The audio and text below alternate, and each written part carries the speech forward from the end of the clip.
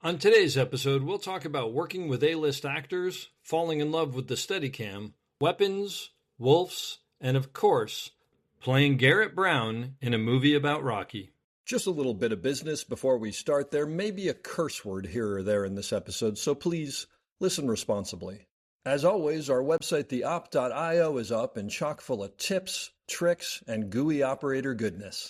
Make sure to check out The Breakdown, where the best operators in the biz explain shots they have done, The Musings, where we discuss everything from quick tips to larger concepts of storytelling, the answers, the images, and so much more. This episode is brought to you by the Fuchs Max. So you want to practice your handheld, steadicam, or even on the wheels, but you don't have a full-size camera to use? Well, fear not. The Fuchs Max is here. It allows you to attach your DSLR or other lightweight camera and distribute that weight in a multitude of ways. Now you can practice with a camera cage that feels the same as just about any size professional camera out there. For more information, check out fullexmax.com. And as an added bonus to listeners, mention this podcast and you'll receive $100 off on your order. That's FAUXLEXMAX.com. Finally, if you enjoy this podcast, please follow us, write a review, share us with your parents, and talk us up around the water cooler with your friends. So grab a beverage, sit back, and enjoy the op. Thanks for listening. Lock it up, nice and quiet, and let's roll. Victor 30 Echo, take 2. Hey, Murder. D-Mark. And camera set. And action. Hello and welcome back to the Op Podcast, the podcast where we talk about operating and the art of visual storytelling. I'm Dave Comides, your host, and coming to you live, at the moment anyway, I guess, over the internet with an amazing operator, Michael. So there you go. Totally.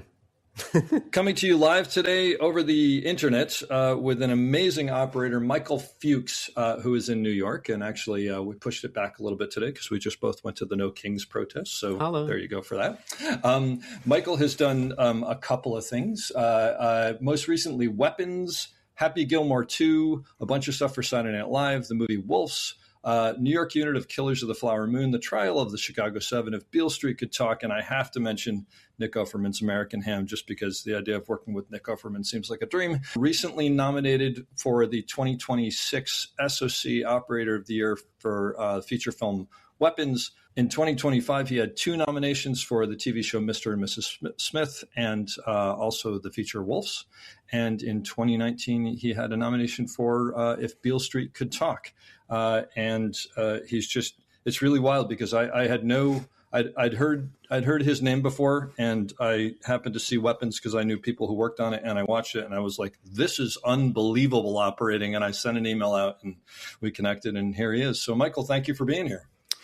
It is a pleasure to be here. It is a little surreal to be here and then have Dave Comides say all these things about me. I still feel like, I just got here and I'm just trying to get by. It is an honor, truly is an honor. I remember going to steadyshots.org when I was just getting started and looking at the incredible work of many operators, specifically Dave Comides, and the work that was done on West Wing and ER and just stuff that I used to see when I was not even in the business, and then getting into the business of just like total pillars for operating and Steadicam work, and just being like, how the bleep am I going to do this to this standard? So to hear you say these things to me today is really something. Thank you very much. Man, I wanted to introduce you that way because it is the truth, and you can tell everybody. I saw Weapons because I know Kate Roberson, who did B Camera, and you obviously know her as well. Mm-hmm. And Chris Kringle, who is actually my landlord here in Atlanta. That is wild, just wild. She was the AD on it, and I knew smattering other people. And it was one of those movies that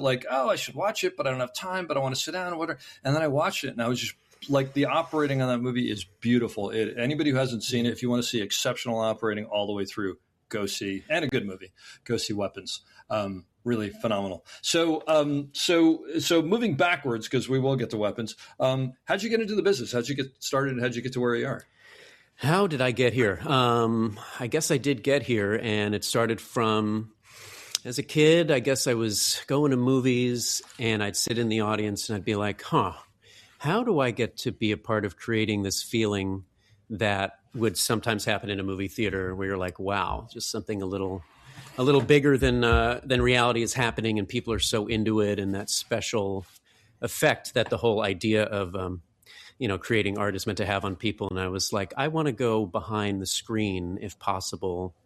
Cool. I was totally drawn to behind the scenes. It was like, I remember going to a sleepaway camp one time. My mom's been involved all her life in like sleepaway camp things and education and school and all this stuff. And I was at one where you could concentrate on being literally like a crew member behind the scenes of the theater productions they do there. And I just loved it. It's like, how do I get as close to being seen, but not seen? Because that also kind of translates into maybe what we'll also talk about in terms of this Garrett Brown unique situation with I Play Rocky. And it was like, how close can I get to the show itself, but then be right behind it? And I think that's ultimately what drove me to know that, it was going to be crew work of some sort. And then it just became more clear.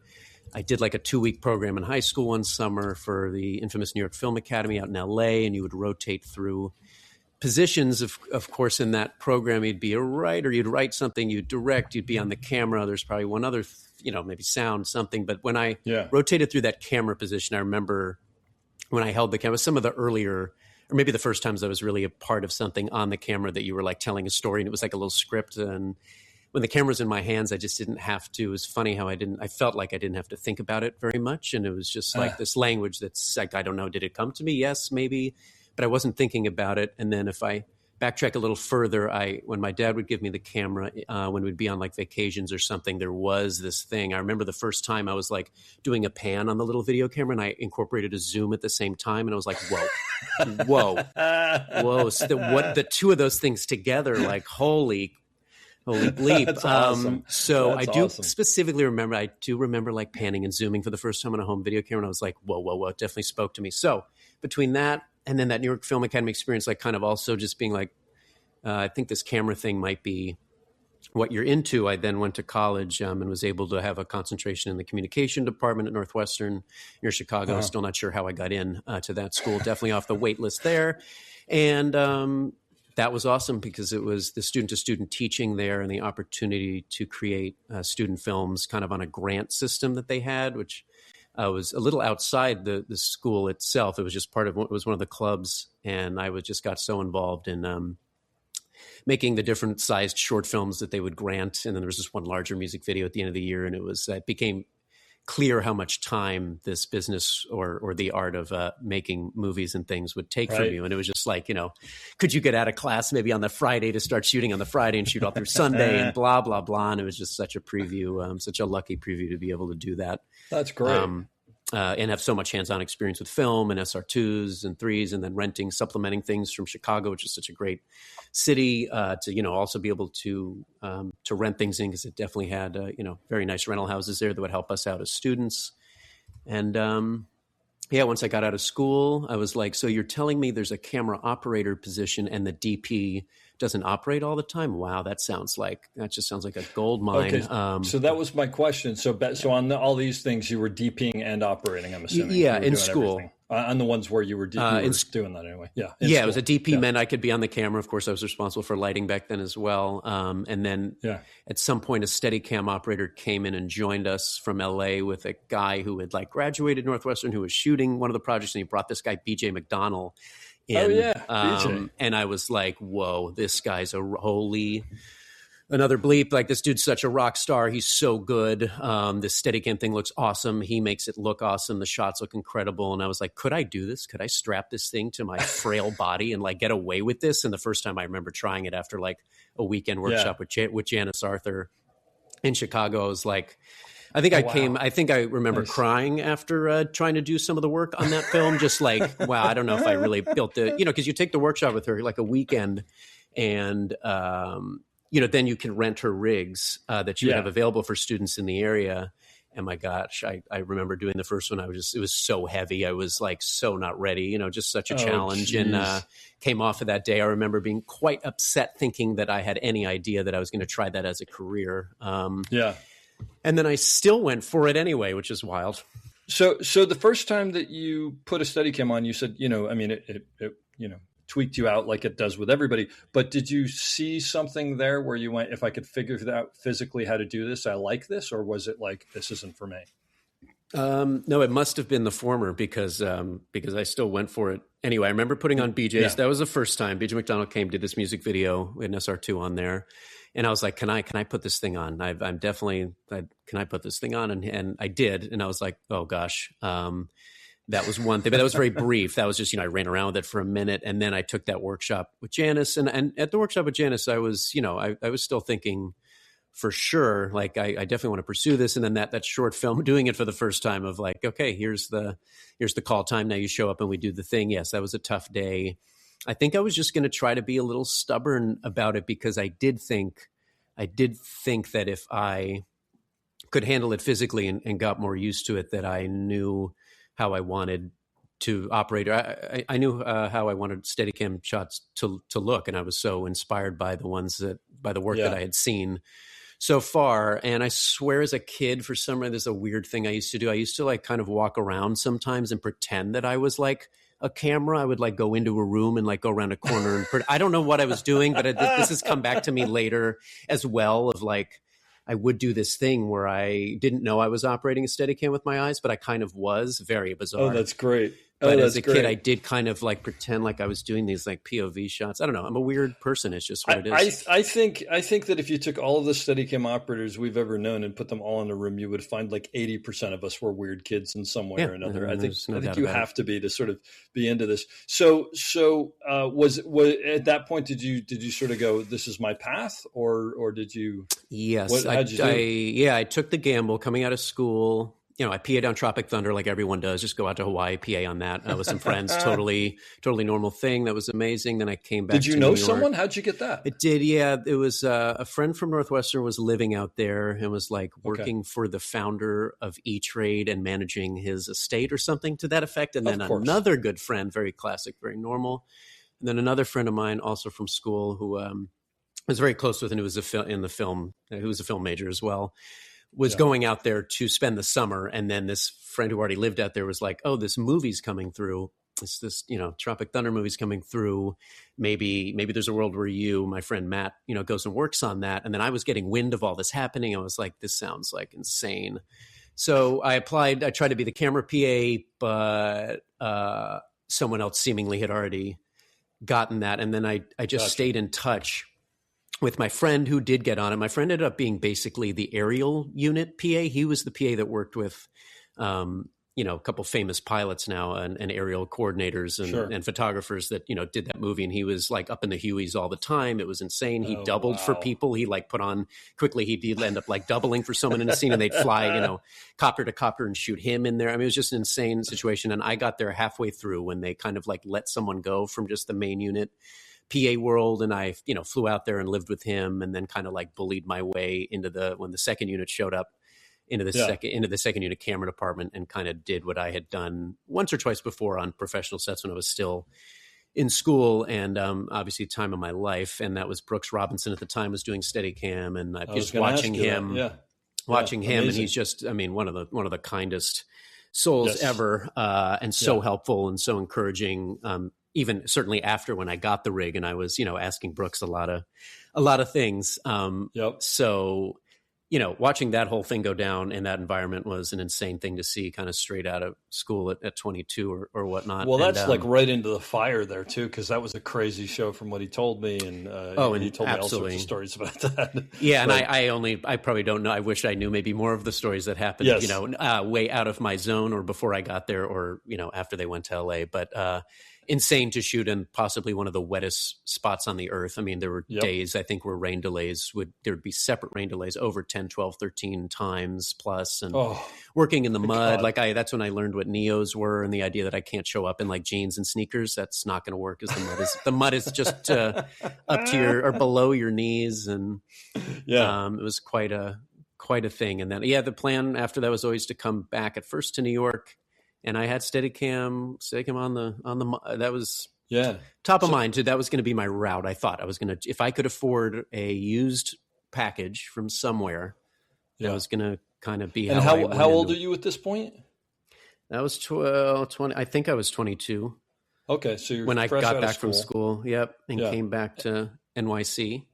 And so did you just start looking around for a rig, or what? Yeah, how'd that you do- was what'd you kind of do? that. Yeah, a Steadicam forum and the marketplace, and Yep. just looking like, okay, if I can get a couple of these loans, because I needed certainly some help to do it, and it was going to be personal loans from a couple different avenues. And the promise was, if I couldn't pay it back in 5 years, then it was a fail, and I would attempt to sell, and because the money had to get back to those folks in 5 years. So, lucky for me, the rest was history, and I was able to hold on to that promise. So I found someone here who was selling basically Jim McConkey's old Pro One stuff. This is what it ended up being. So it was really legendary equipment. I thought that I was ending up with, and BJ had Pro at the time, and it was just seemed like Pro was like a good.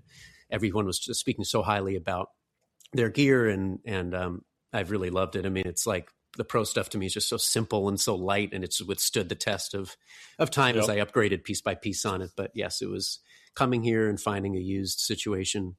And that's how I started. Once you got it, did you just basically practice? That's I correct. Mean, music videos and stuff? Or what'd you do? Gosh, Mandy.com. Anyway, there's very little, sometimes a Northwestern thing would come up. People I knew, that there weren't a ton that were out here doing stuff, but I remember doing the Boston Salsa Congress as a Steadicam operator. It was a whole Salsa Congress. Yes. There's a big dance workshop show, and my friend was capturing it for them, who went to Northwestern. And that was one of the earliest things. Yeah. Flew some but HPX. Those things are actually, I mean, I put that in the same vein as the music videos I used to do, which is you're learning how to do moves. Most of the people don't really care. They're just happy that you're doing what you're doing, right? And you can mess around and figure it out, right? Oh, and yeah. It's time in the rig.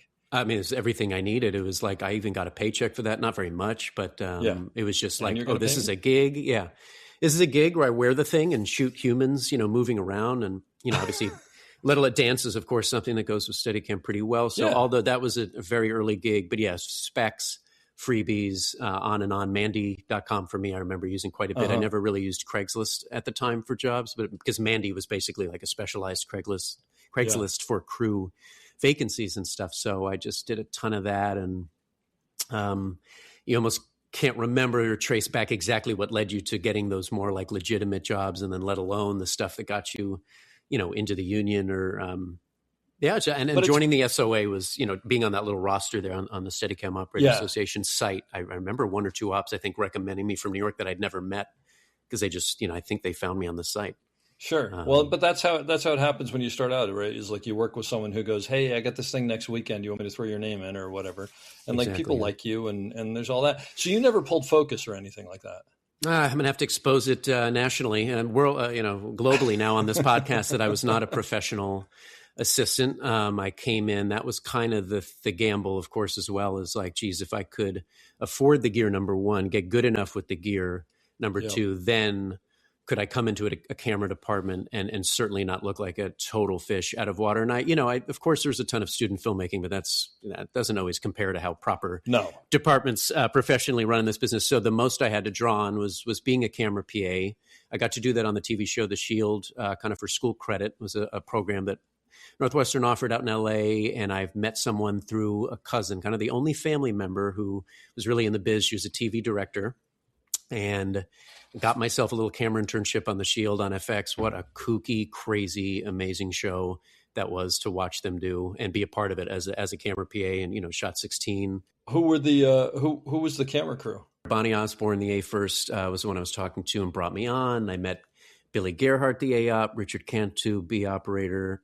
Gary Webster, wonderful AC Gary Webster. Yeah, I stepped onto that set, and it was kind of amazing to see, because they would do stuff like Billy would be on the A camera with the zoom.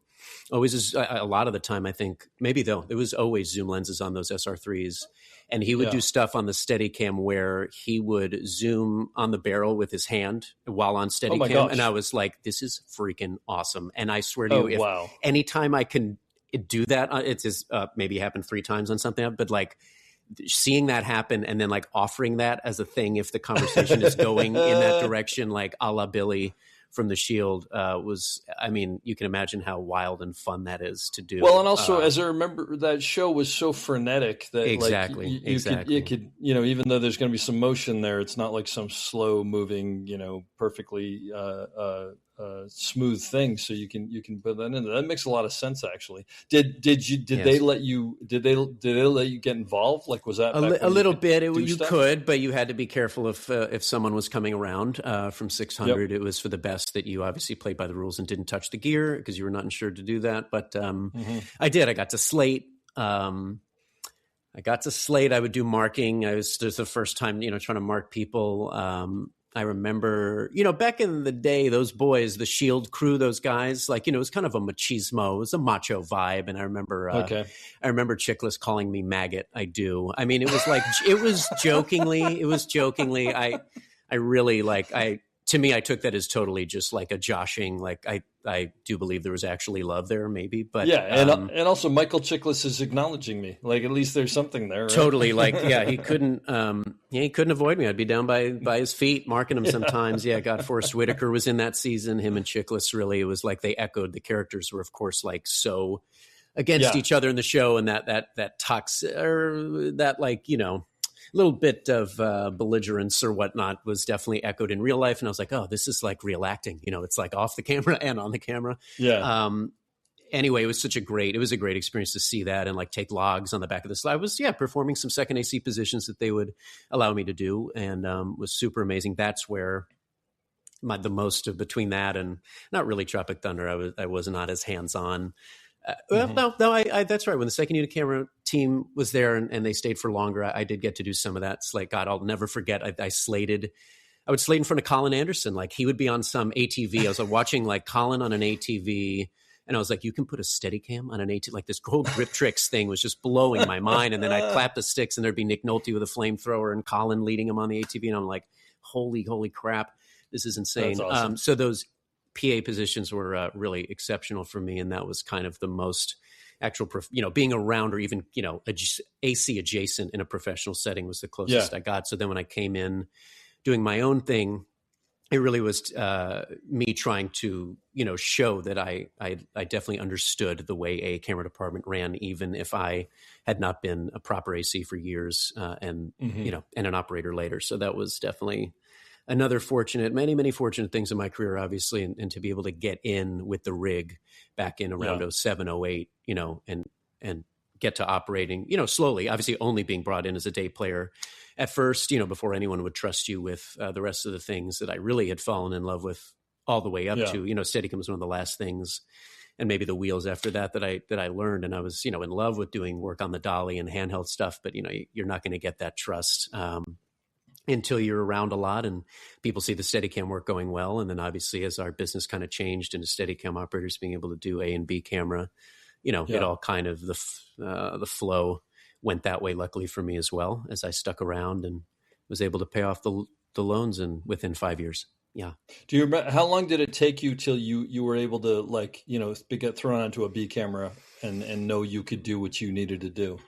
I must say I was always so confident in like my other modes of operating that I wasn't able to prove to people for a while. So I was like really, because, and that that was a lot of Northwestern, like being on the camera so much and having all those opportunities to screw up and do the work and let alone on film, through the eyepiece, and then seeing those things, days later, or maybe in our world, God, like maybe a week later when we were students getting stuff developed. But there was also some video things and digital things that we could see as well. And I just had so many amazing reps there for 4 years.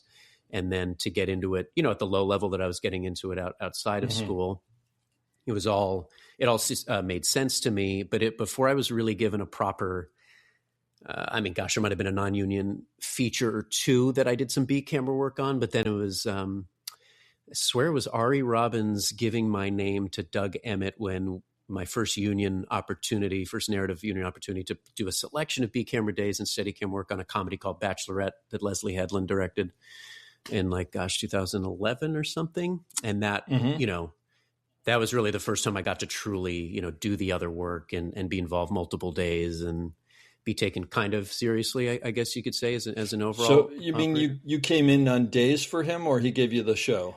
It was B camera was only day play, but it was Gotcha. I became like almost 70% of that movie. I think I was there for. So there's a lot of days for B and Steadicam, and I was just so stoked to get that. And I can't even remember how Ari and I used to chat a little bit. I mean, we both, I guess, started around the same time, and his brother was a commercial or did a lot of commercials as a DP here and so on. And I don't even know if I worked with his brother, but the bottom line was there was some, community connection. And I remember him giving my name to Doug, and Doug had just graduated NYU here not too long before that. So the New York of it all. Now, I was also very lucky to end up here in New York because obviously tax incentives have stayed more or less intact in New Jersey now. And it's basically been that way since the writer's strike of 2008.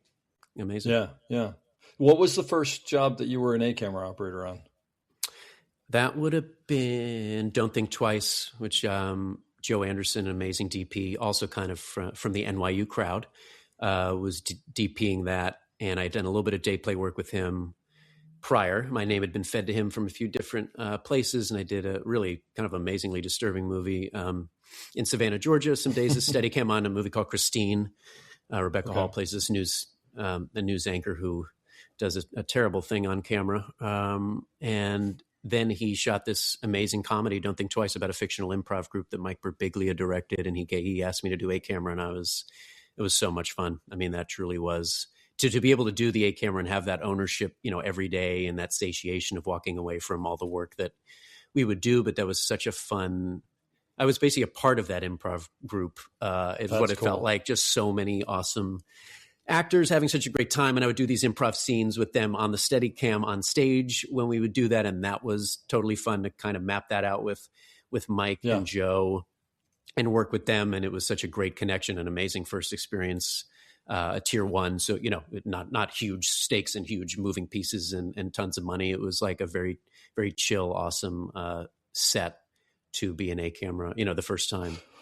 Well, that sounds like it's sort of like a gift almost, because since everything's so off the cuff and everybody's probably open to things not working perfectly or changing on the fly, it seems like it'd be a great place to be. 100%.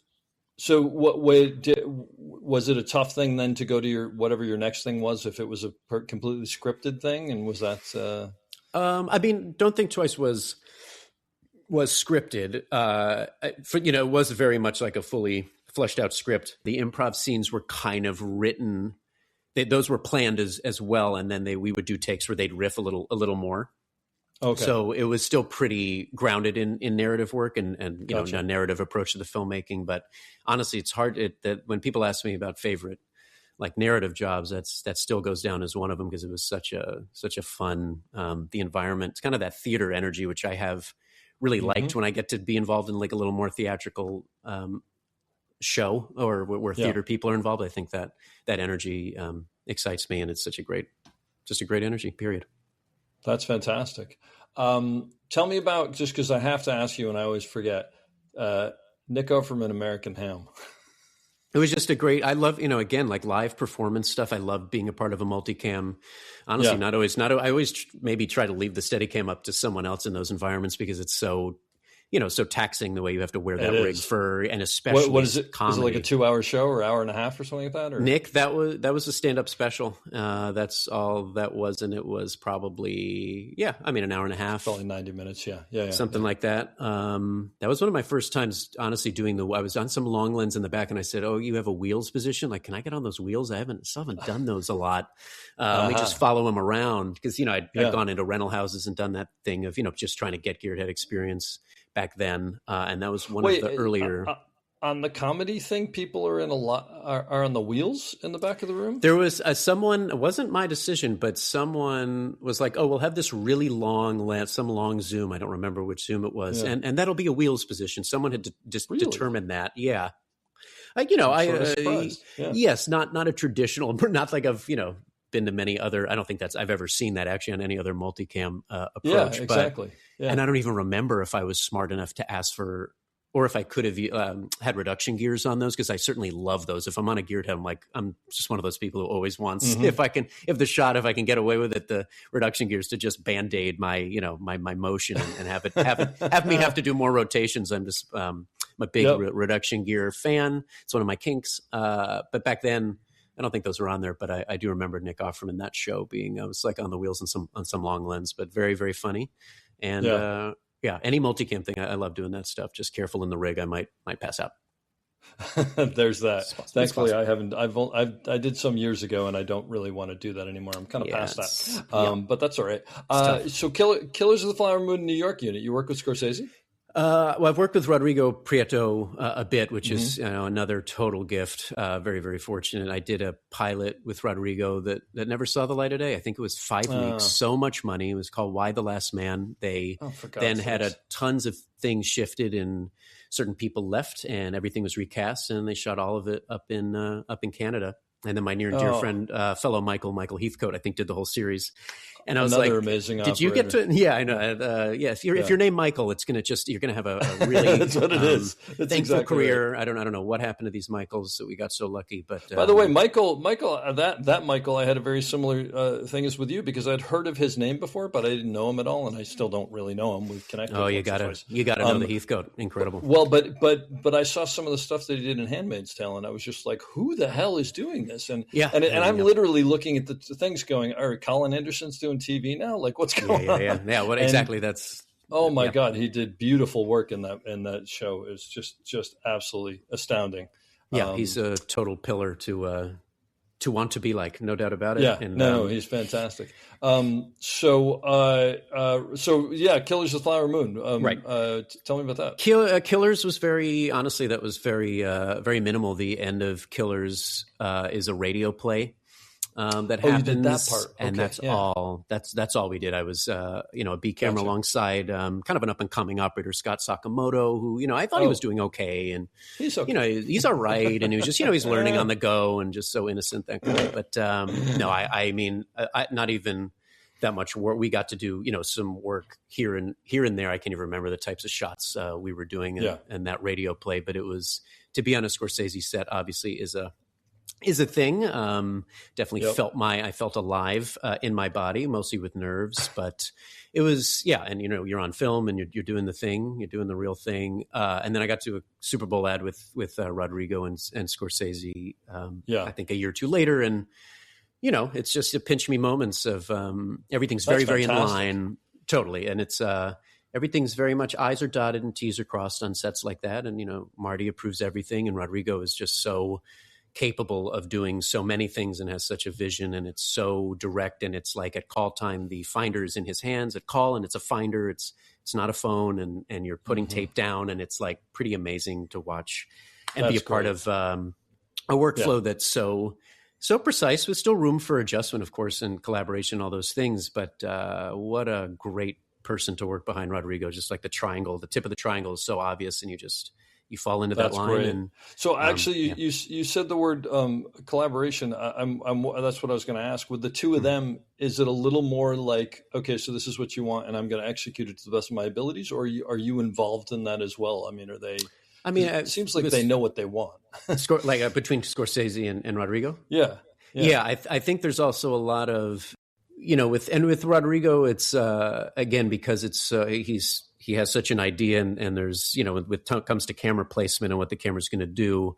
Again, he's open to collaboration, but there is definitely an intention behind things from the get-go. So it's kind of, I like working that way a lot when there's such conviction at the top, and it's if there's collaboration needed or suggestions there, Rodrigo's someone that always takes them, but to execute stuff that is also just well thought out and super tasteful and good is, a pleasure to do. Well, it's funny. I always have felt that our job is to take what they give us and make it better. Yeah. And if they're coming in with people like that, I'm assuming that they're already going, this is where I want the camera to be. And you're looking at it and going, yep, that's where the camera should be. Like you'll finesse if you can, but it's like the finessing is already probably done quite a bit on that level. Yeah. I mean, it's that's what part of the talent is of what we do. That's and great. having that being able to have that forethought and see it. And then, you get the camera there and then maybe you zhuzh it a little, but then you look at that frame anyway, kind of where you landed, you're like, man, that makes sense. That sure does make sense. And this lens makes sense and so on. And it's definitely a nice way to work. Yeah. Do you have something in your mind that you consider to be one of the hardest shots you've ever had to do? Like, does something come to mind? Hardest? Yeah. Goodness.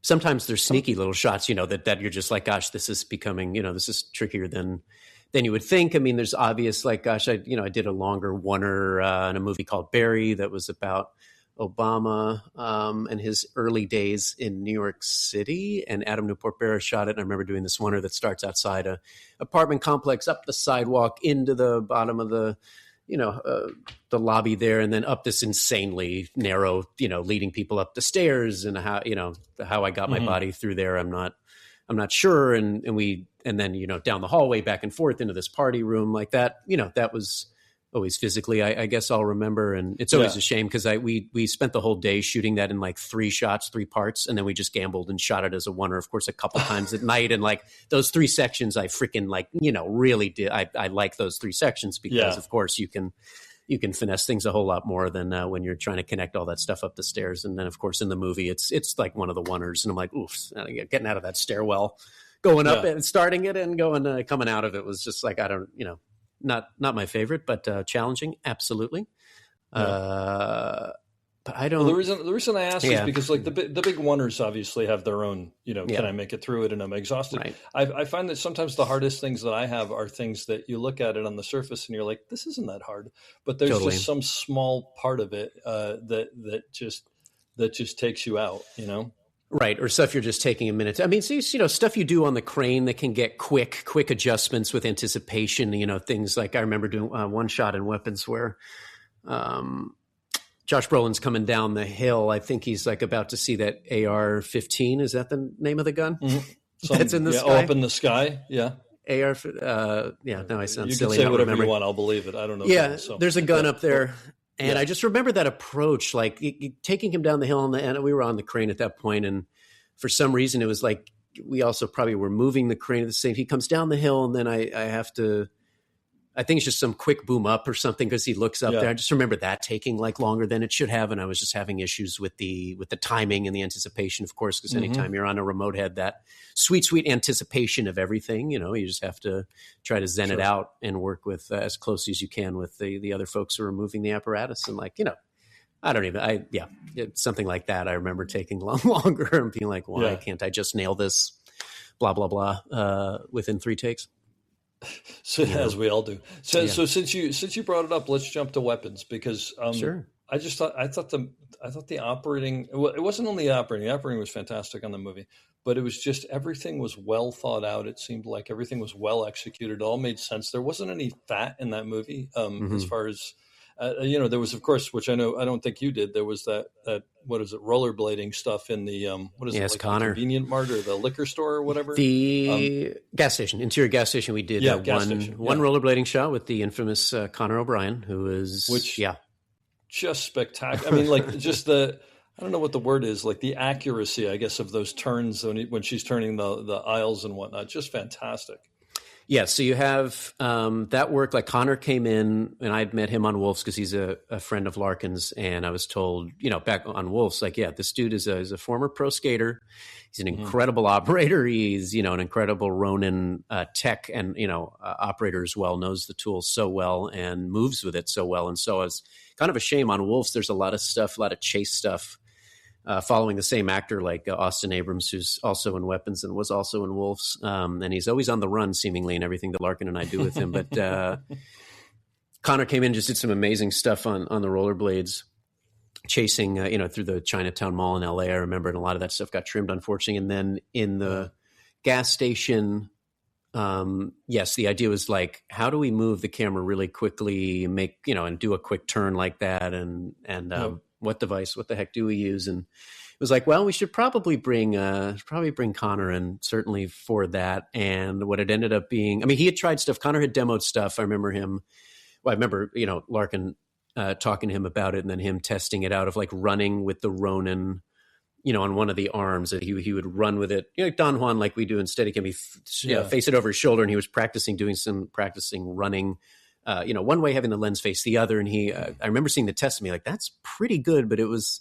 He wasn't in love with it, and I guess if anything, maybe there was some side to side stuff that he didn't love from that. There's probably some of that is my guess. Yeah, that was more than the rollerblades. Yeah, right, and just having to have it like that, and as you're running, obviously, just super awkward. So it became certainly the follow to be able to run after her. And him on the rollerblades. First, I tried it on the wheels. He was on the blades, and I was trying to time that quick turn, pan right as he did it, and I did not. It was just not happening. Oh, you mean dual You tried to dual operate it first. On that shot. Yep, and I was like, okay, that's failing. And it's like, Connor, I mean, can next option would be you just zenning it. And I think I sort of got the take that's in there's the first take of him just in majestic mode, just like blindly shoving. That's unbelievable. Turning it as he's rounding the corner. Because I just, I could not. It was a tough one to marry up, obviously, without it looking weird. That makes perfect sense. But the fact that you said that he's a professional skater. I think if I should check the literature. I'm pretty sure he's a former pro skater. Is how it should be phrased. But that makes sense because especially in majestic mode, and anybody who doesn't know what we're talking about with the Ronin, there's a mode where you can basically point it wherever you want. But of course, there's a moment of lag where it figures out, you actually want to pan left as opposed to just this is a shake or whatever.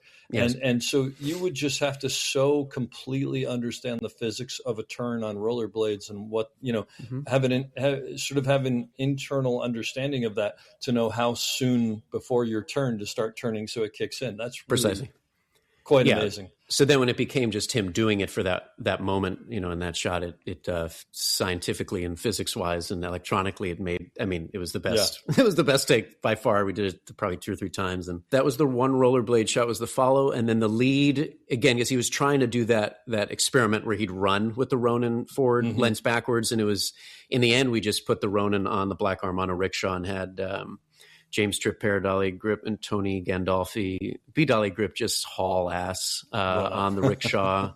And they did, and then that turn, even the take that's in there, I remember being like, I think there was even a take right where that pan right, the opposite on the lead of like, I don't know if it was Julia that shot's of, or the zombie running towards her. In any case, it's on the rickshaw. They're just busting ass. And, then we went back to dual operating, obviously. And I think even probably, I don't know if it was Connor that would yell when to pan if we tried that, because he could, see it better. So just right. Again, because it's such just like you described, it's so quick and it's, you kind of have one moment to make that totally in sync. And so that was fun to do.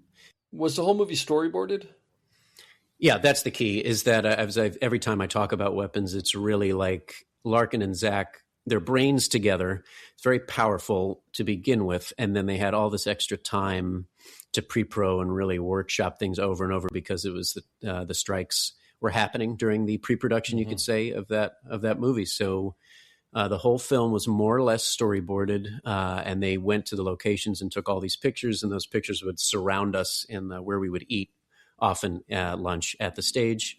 And it was always like a bit of an accomplishment when, like, some of these scenes and the pictures would come down off the wall. You're like, oh, we're getting somewhere. Yeah, right. But that's great. But Zach and Larkin, yeah, I mean, it's a good, best way to describe it is just no fat. They were always of the intention. It was just very intentional photography and so cool the way that's woven into the different perspectives, obviously, that the story is told through the different chapters. And that was, again, just another, like, what an awesome triangle to be a part of as an operator. Should be any ops dream to be able to carry out and be a part of their vision for that movie. And you just take, I mean, where we fit in again is like, you can sweeten it up a little here or there, but man, when you have such forethought going into the storytelling, I mean, it's awesome. I mean, reading that script, I kind of knew, geez, if we didn't screw this up, like, this could be pretty interesting. It's so original. Almost doesn't matter who plays these characters when I read it. I just want to know what happens. And then you had obviously a lot of things fall into place with the performances on screen and the whole Gladys and Amy and just all the magic of that happening. But yeah, to be able to be one of the operators who got to do work on that film that was so well thought out in advance, that's you can tell by seeing it, how much forethought there was. There's no question about it. It's a movie that's designed. There's no question. So there's one shot that I loved, and it's it's so simple on camera.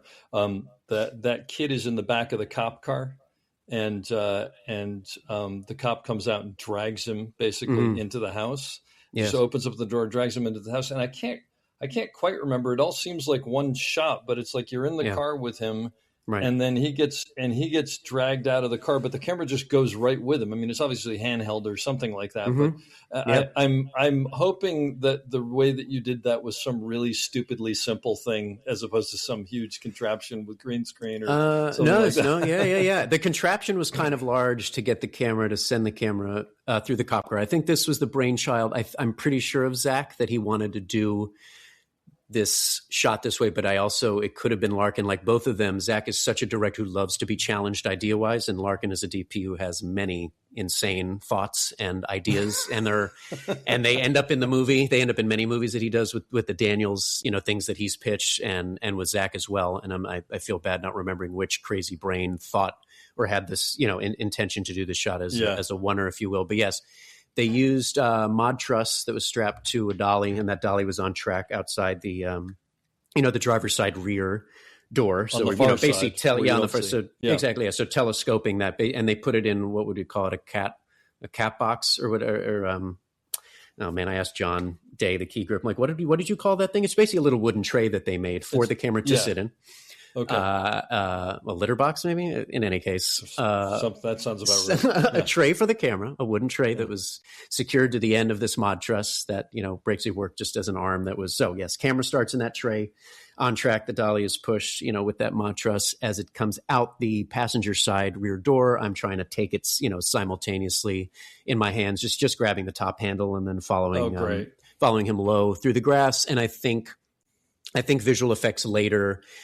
Just added a little more life to the part where it's in the tray and being sent through the car, blend it. Yeah, just to blend it better, because it still was a little jarring. I think it's as lightly as I would try to pick up that camera, while it's still moving, of course, to blend it as best you could. I think visual effects really helped us give the first part a little bit of energy. I love the fact that that's as simple as it. Well, I mean, not simple, but conceptually, it's as simple as we need to move it from here to there, and then you'll pick it up, because it just has. I don't know. I remember when it went, I was like, "Oh, that's great," because it just has such. I don't know. There's something to that shot that's just fantastic. That's Zach really, and Larkin. It's great. Yeah, again, them having like awesome ideas, and then I'm like, "Oh, I get to do this? Sweet." You have a favorite shot from the movie? Gosh, do I? Or one you're extremely proud of? I mean, there's so many. I mean, people really respond to that one where. The mother's coming out of the house possessed with a knife, and you see the front door, and you're in the car where Julia's sleeping. And gosh, originally, we tested that in prep, because it was like, does the camera need to be on a slider to be able to, get the first angle of her at the door and then kind of slide back as you pan left? And ended up, that was a zoom shot, obviously. And then, see Julia and have it all end at the same time. And we thought we did. So we still built it on the day with a slider in there, and I'm on the wheels, and Larkin's on the zoom. And then it just ended up where the camera positionally didn't need to be so far into the car, and I could have totally done the zoom and been on the camera myself, and it didn't have to be two, and it didn't have to be wheels. And it was just like, dang it, like that would have been pretty sweet to just be able to be all on there, one person but thank God, I mean, between me and Larkin, one of those takes, between my operating and his zoom ending, I remember being proud at least of that zoom and the panning and stuff. And at the exact same time when she comes to the door. And no, I remember that shot. You're absolutely right. And it is so funny, because sometimes you're like, I don't know about you, but sometimes you're also thinking of like, I want to do this shot, but I'm also trying to think about what they might add into this to be ready for that. And sometimes you over-engineer stuff where it's like, couldn't it just be this? And totally. I mean, that was, even I'm on a prep day, we actually did that shot on on a test day, because Larkin was already, assuming that we'd need to kind of pull back from Julia as we panned left and so on. But it just turns out where we landed on the day that night, it was like, oh, it is now, it's good. We were prepared for anything. Yeah. I don't know. I really will say, I mean, one of the longer, slower dolly shots I like in that movie is when you're just seeing Julia speak at the podium. It was just nice and slow, the slow push.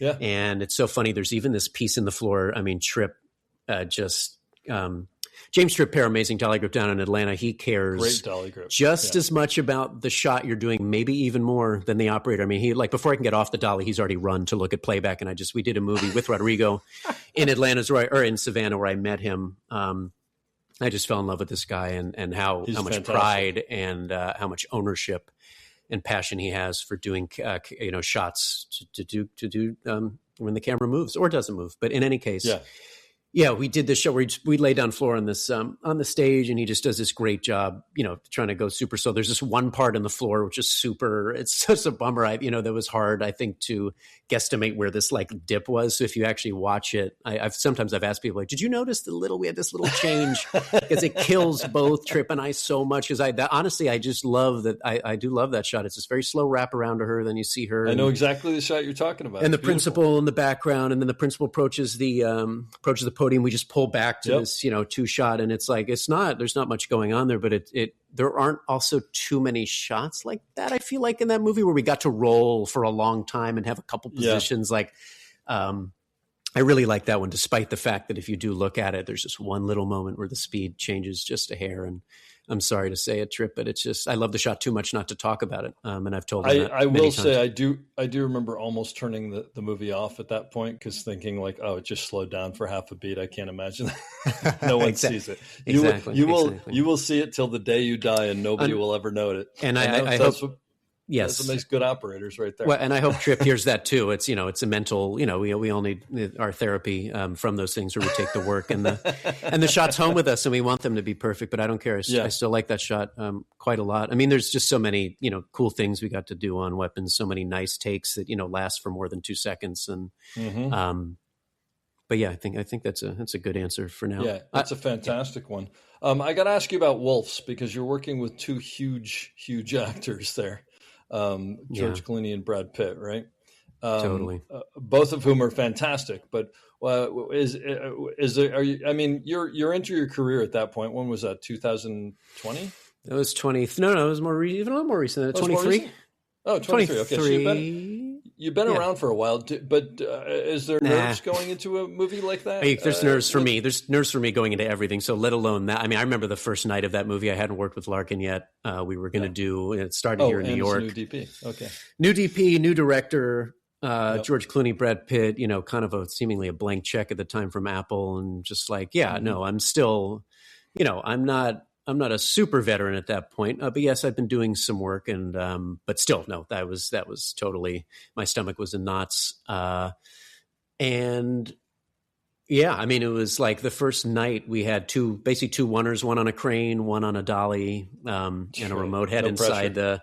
And so it's like, okay, good. So we get to get this thing going. We'll get to at least, people will see either that I'm worth it or not worth it. It's always like 2 weeks for me. It feels like those first few days of school when you're with totally new crews, especially a new DP for me. I'm like, oh man, how is my stomach going to just be calm again? In any case, we did say, it was good. Especially that second shot we did, which is George's intro when he comes out of the phone booth is the way that you kind of introduce him. You hear him on the phone first, and then you see him walk out of this phone booth in a bar. And there were a few different ways they wanted to do that shot. And John Watts, the director, kind of had re-envisioned it on the night of. So then I remember building that, or Joaquin Padilla, amazing dolly grip here in New York, alongside Brendan Lowry, amazing key grip here in New York, building. Brendan Lowry is fantastic. I mean, the Lowry clan, it's a pretty cool place to be if you can have them on your team. And so it was cool with Larkin at that point because this first night really working with him, and the way I know we only had basically 2 shots to do that night. So time was allotted, but like they reconfigured that dolly with the Matrix head on it. I mean, 3 times, to get the shot to where it needed to be. And I was like, oh, this is cool. This DP will definitely be like an ally of like, if the shot's not working, and it happened on weapons too. Like we will change the mode and it was great to have that backbone and to have that person with you who's so confident in the fact that if something needs to change because it's worth it, we're going to do it. And it may take time. That's good that you have someone obviously in your corner, operating wise, undoubtedly it affects, of course, it's all the cinematography, but that can vary how much dedication you have from someone like that. And so, doing that George shot specifically was great because a few takes in, I started to get it and it went pretty well. And I really like that that oneer that kind of pushes down the bar super slow, then up to this phone booth, and then you bring him out, and then Joaquin does this 3-point turn. It's just, either George pushes the lens, I'm leading him, then Joaquin tucks it into the one place he could tuck it in to get out of the way, so that I keep panning right really quickly and then come behind him and follow him out. And to get that under my belt and under our belt on kind of night one was really nice. I tried to show that clip at the SOC last year. I wasn't there, but then I was told, because also the feed went out at that time, and I was told that the clip was not, like, it wasn't the right time code at all, and I was like, oh dang it. So I think people saw like maybe some back third of that, I was told, or something weird. We were like, what? Like, it's a pan. Well, I tell you what, I will. Do you have the clip? I can get the clip. I'll get the clip and I'll put it on the web page that we're going to put up for you for this, so it's on there. Because I actually haven't seen the movie, but I'd like to see this. The reason that I ask you is, assuming that you're an operator who is progressing and getting better and better and getting bigger and bigger shows, one is an operator getting better. There is that point where suddenly you jump. And suddenly you're like, oh, I'm working with big movie stars now. Like, I haven't worked with like I've done like smaller movies with smaller people who may have hit it big after or something like that, But this is, that's a big movie with big movie stars and a big budget, and it's Apple and it's this and that and the other. And I'm just wondering, do you have any thoughts for people? And I don't know if you were at that point or not, but do you have any thoughts for people for when, working with big actors that they're not used to something like that on totally how to proceed or how not to proceed? Actually, maybe what not to do. Yeah, I mean, sometimes. I think that is part of the operator position that I've come to enjoy, that challenge of not only all the communication you have, of course, from department to department, and playing that game of just being that, the go-between and the coordinator of trying to get shots to work out, and like the art of communication and communicating with people in a way where they enjoy communicating with you. Is so important, I think, on set, because you can very quickly turn people off, obviously, in how you say things. That's such a big part of what we do when we work closely with people, is how you say things to other people as you're collaborating to get stuff done, and all the coordination that's required. And, the same thing with actors. I like to hide behind my humor. I think a lot. I think I'm a bit performative. I can be a little theatrical. I think that's also what led me to be interested in, trying to send in a self-tape to be Garrett Brown for I Play Rocky. There's that part of me, again, it comes back to wanting to be seen a little bit and then not be seen. And it's again, this kind of perfect harmony of where I've ended up as a camera operator for movies. And with folks like, Brad and George, I like to consider myself decent at reading the room and reading people. And, you're going to start off a little slow at the beginning with people, no matter who they are, let alone, folks like Brad and George. And you just kind of see, okay, how do they like to do their thing? But, also, if you carry yourself with some confidence, that's a huge deal. Even if in the back of your mind you're a little apprehensive, if you can play the game of being confident when you say things or ask people things, it obviously, and I've been, on the other side of that, you kind of, that washes over you in a very nice way, or it's very easy to respect someone when they are confident. So the combination for me is I am able to lean on, I've been doing it since '08, which, isn't forever, but it's definitely, you can count on a couple hands how many years I've been doing it. And that confidence of what I've seen before and what I've been involved with before, and a little bit of performative communication and some humor, it's just, it's playing the game a little bit. It's just yucking it up with them a little, slow start to that. But I like to just shroud it in a little bit of humor, even if I'm asking them to, would you consider, at this point of not only maybe being or hitting this mark, hitting your mark number one, of course, if you're not on it, but then doing this other little thing or asking about some other little move that they might be comfortable doing to help out the camera, to help out the shot. And before you know it, if it's going well with them, they'll of course offer up things that they can do to, to make it better for the shot that you're achieving.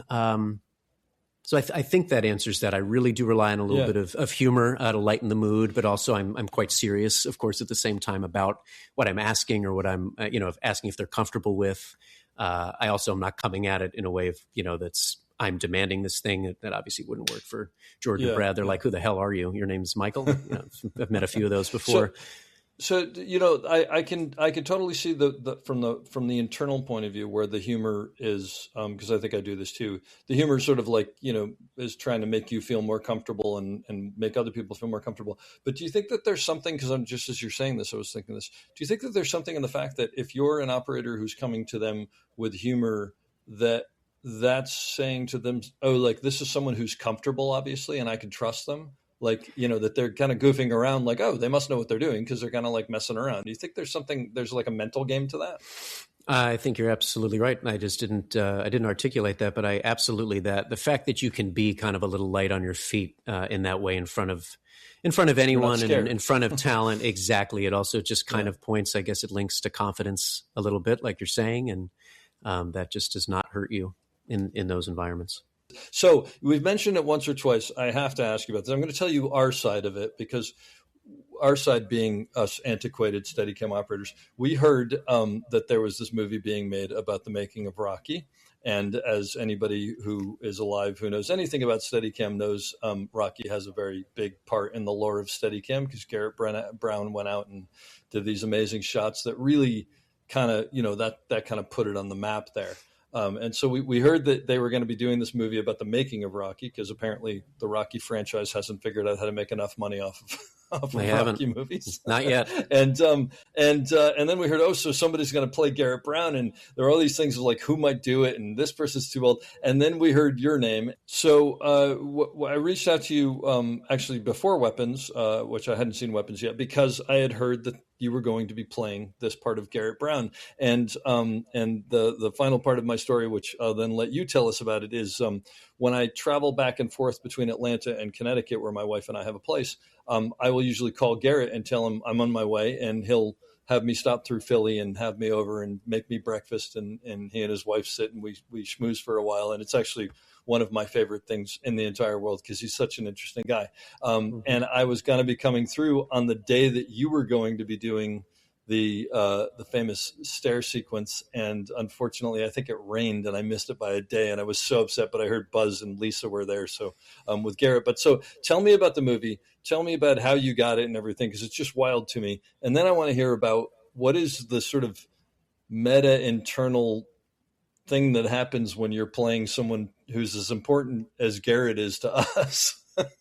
That's a lot of weight right there. I'm not sure if I'll understand it for quite some time, or maybe it'll be different if my scenes, or at least if that big dialogue scene isn't cut, where I spiel about, I basically pitch the Steadicam to Sly and the producers and director. If that isn't cut, then it'll, maybe I'll start to understand it even more after. Okay. But from the beginning, again, relating back to that, like a little bit of, performance or theater interests that I've had in this world of what I've ended up doing anyway, but, drawn to that from the beginning, did a little acting in high school, whatever. I mean, we're talking minimal.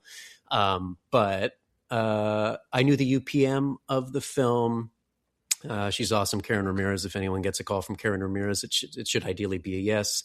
She's great. And she'd asked me about interviewing with Sean Porter, to do my normal thing. And I just come off of a long run on something, and I was going to take a little time in the fall. And then she just, before leaving the conversation, she was, but we just one thing, we are also considering casting like a real Steadicam operator to play the Garrett Brown character in this movie, because Garrett Brown, there is the character in the movie. And I was like, what is this?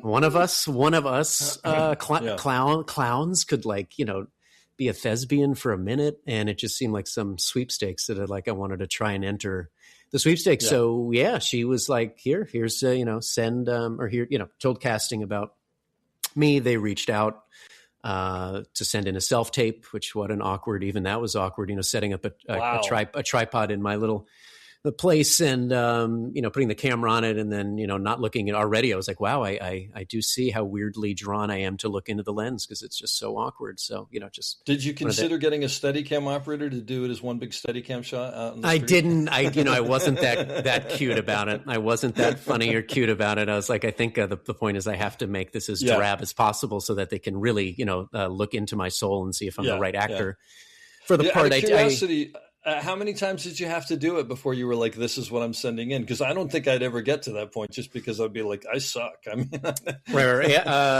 several times. At that point, it was the main scene where it's the pitch, and it got rewritten later. But as it was at that point in the script, that was the scene I was reading, and not reading with anyone. It was just because he has enough of a monologue-ish thing going on that I just read that to camera, and then I did use my Steadicam vest as a prop at the end because during that scene he does demonstrate it. Garrett demonstrates what the Steadicam can do, so I clip it in at the end and give this really cheesy smile. But the I read it. I did several reads. I sent it to a friend of mine who happens to be related to Peter Farrelly, who was directing the movie. He is, I think, through his mom's side, and he's a grip. He used to be a grip here in New York. He's more of a director and DP now.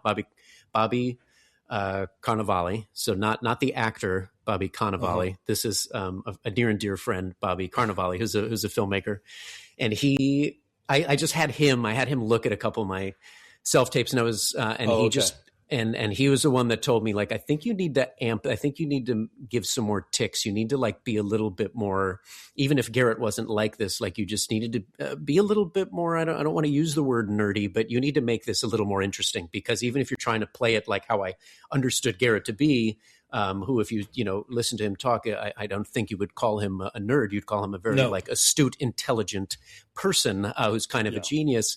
And so Bobby was like, I think just to make this more attractive to the screen, you need to give it a little something. You need to have more of a tick to you, some kind of pulse that makes this part, jump a little bit. And so I did that, and I sent him back, a redone version. He's like, I like that one. I like the one. You should send that. I was like, I think this is the best I'm going to be able to do. I'm already sweating through my shirt doing this awkwardly. And then casting told me that they selected me to play Garrett Brown. I was like, gosh, this is wild. Number one, I'm also curious how many other Steadicam ops were involved. I'd like to know who else sent in, if anyone. I know that I think one or two did, but I obviously Buzz, well versed with that crew and so on. But I'd like to know who else would have sent it a self-tape, to be very curious, and we could all have drinks together or something light. So when you got the call, you're going to be Garrett Brown, what goes through your mind? I mean, is it just complete? Because it seems like complete fear. Yeah, exactly. For me as a person, exactly. It was like, okay, this is exactly what I wanted, but now I'm extremely nervous. Like, wow, what are you like? You're just gonna have sweaty palms and an upset stomach for a while, and it was. Yeah. And that's just me. That's how I am with work a lot, that I'm trying to work on. I thought in my career that the more I did it, the more comfortable and relaxed I'd become. And I think as the stakes raise and, the jobs get bigger and so on, my anxiety has only risen more. So I was kind of bummed to see that relationship be that way. But with the acting, it was an exciting opportunity. I knew I'd have anxiety about it. I did, especially, that morning before the big scene. I was like, I don't even know if I'm walking on the ground right now. But it was cool to, have the anxiety in a little trailer. I was like, wow, I mean, I'm in these trailer, I'm wearing the warming coat. I'm like going through, I'm like, no, none of the other actors are wearing the warming coat. I'm the one doing it because awesome. I've seen it. I've seen everyone else wear it. I'm like, I want to wear that thing. It looks soft. Yeah. And, so I know was that an actual, did Garrett actually go and pitch them, or is this something that was fabricated for the movie? Exactly. A few things in that film are a reach and are adjusted for the sake of telling their story. I mean, really, number one, they don't acknowledge that a portion of Rocky was shot in L.A. They make it kind of look like all of it was Philly. Yeah. So and there's a little bit of a whole big political thing there. Yeah. Yep. And they're like, so then we couldn't have both of the rigs weren't involved because, Garrett had the one model at the time in Philly. And then by the time he went to LA to continue it, there was a different one. And Buzz supplied us with that because I think Buzz had ownership of that rig, after I think things got cleared out from Garrett's. Is it a barn? Am I calling it? Was it basically a shed, a huge shed? No, Garrett sold the country place and they cleared out the barn and gave stuff to everybody and Buzz took the Model 1. But I think Larry McConkey took it and like re-anodized it for you or something and made it look. That's a whole another part of the experience was I'd never been out to Larry's house and Larry's barn.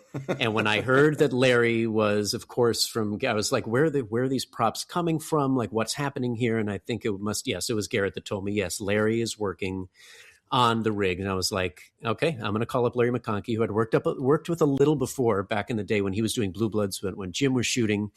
Okay. Blue Bloods, and Larry and Jim were the operators on a couple of the seasons of Blue Bloods, and I weaseled my way in there at the time. And gosh, I got to do a whole episode where Jim McConkey was the DP, Larry was A, and I was B, and I considered retiring. Basically, I considered retirement very seriously after that episode. I was like, what am I going to do? That's like, why would I continue doing this as an operator if I just worked with both McConkeys and me? Like, forget it. Like, I should just stop while I'm ahead. And I'd never been out to Larry's compound, and so to go out there and sit with this mad genius and just like experience his sense of humor and then use my sense of humor, the both of us together. I'm like, oh my God, I'm doing bits with Larry McConkey. Like, what's happening right now? And he's making Garrett's steadicam, like, and with me, you know, he's doing all the, you know, designing obviously, but I'm there, like, you know, putting this thing on, and Tori Wills as well, making the vest. I mean, Tori was all over the vest, and of course helping Larry. They work in tandem. Wait, they made the vest from scratch because one didn't exist from back then, basically?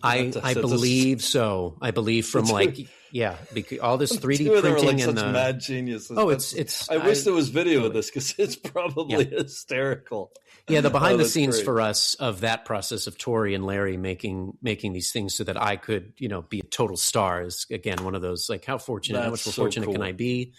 And so sitting there with Larry, went there a few times, you know, and learning in a way how to operate the Steadicam more or less like Garrett did back then, which, you know, coming out of the vest on the right side at the time, and then having it not cross your body, staying on the right, only using your right hand.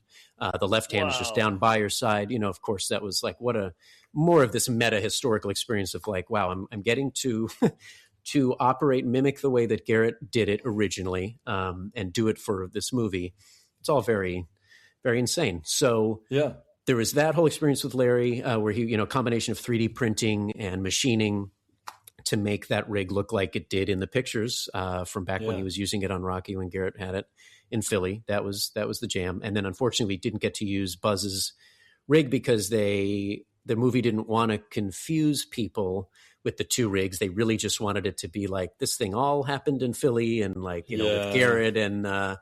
Oh, wow. And then they also unfortunately cut all of the boxing stuff from I Play Rocky. They shot it, but not from a real world perspective. They shot it just from the movie perspective. And then a lot of us from the cast were cut. We lost those days because they didn't. A few things going on, and they just they didn't want to shoot all of the real life. You know, the movie outside of the movie was not photographed for which is a bummer because I was really looking forward to being in the boxing stuff in the ring, doing that. And the guy who plays Apollo was someone I'd worked with on If Beale Street Could Talk, and I was really excited to get in the ring with him and be like so surprised that like this dude he, you know, worked with just as a, you know, an operator on that movie was now also an operator, but a star, you know, wearing his warming coat. Yeah, wearing like sitting next to him, Stefan James, he's an awesome dude, and maybe we'll see each other at the premiere if it all lines up. Listen to me, LOL. Yeah. So you did so Garrett was there though when you did the steps sequence, right? Yeah, I'm surprised. That day was, I mean, talk about having anxiety, you know, not only for the dialogue day, thank God Garrett wasn't there for the dialogue day, because I don't know if I could have gotten through it, but let alone the steps, you know, which were slick, had been rained on. I'm hoping even if the steps were dry that I'm not falling and, you know, just messing everything up with Garrett there, and I'm playing him. And also, let me backtrack. I told Garrett, like, I'm so sorry, Garrett. They're not even giving me a wig. Like, when you watch this movie, it's just going to look like me. Like, I'm so sorry. They're just like putting this, you know, product in my hair, and it's looking like a bit more curly, and I'm wearing, you know, some bell bottoms, which I got to say actually don't look bad on me. But you pulled it off. All right. I was so sorry that I wasn't like going to look more like him. And he's just like everything else. With no matter what was happening in, you know, the way the movie was stretching things, and with me not looking like him, just so cool, such a cool customer, so appreciative, I guess, of the whole thing happening. And I'm just an absolute, you know, leader upon leaders, like he's always been. And me looking like myself was no exception. Did you talk to him before? Did you know him before this experience? I'd met him only at some workshops and like a demo or two. I don't think he would. I'm pretty sure he would not have remembered me before I called him. Okay. And we talked on the phone the first time. I'm like, yes, I'm going to be playing you in a film. And he was like, yes, I know you are.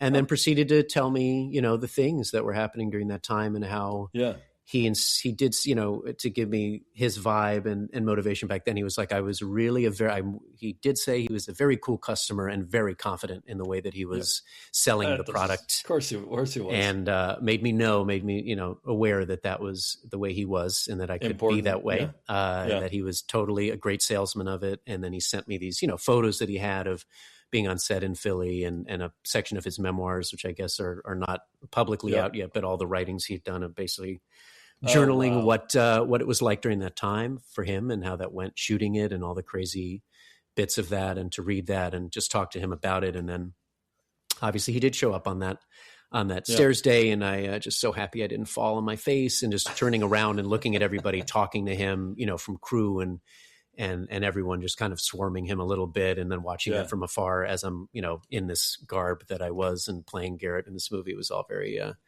I don't know when that day I'll process it, but I'm just not sure. I'm not sure. Maybe I'll never process it. Maybe that's the gift. It's just a little too crazy to be true.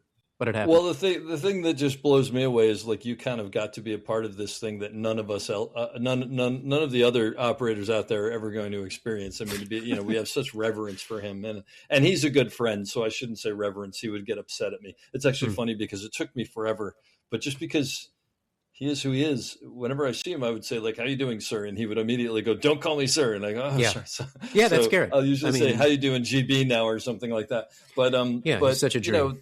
That's you got to sort of, reenact hallowed ground in a way, or something like that. I don't know what the right word is, but it's pretty cool. And I was so bummed I missed it by 24 hours because of the rain. I was so excited to be there.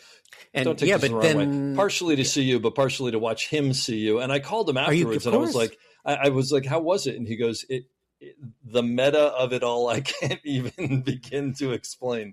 He said it was surreal but amazing, and he was very happy with what you had done.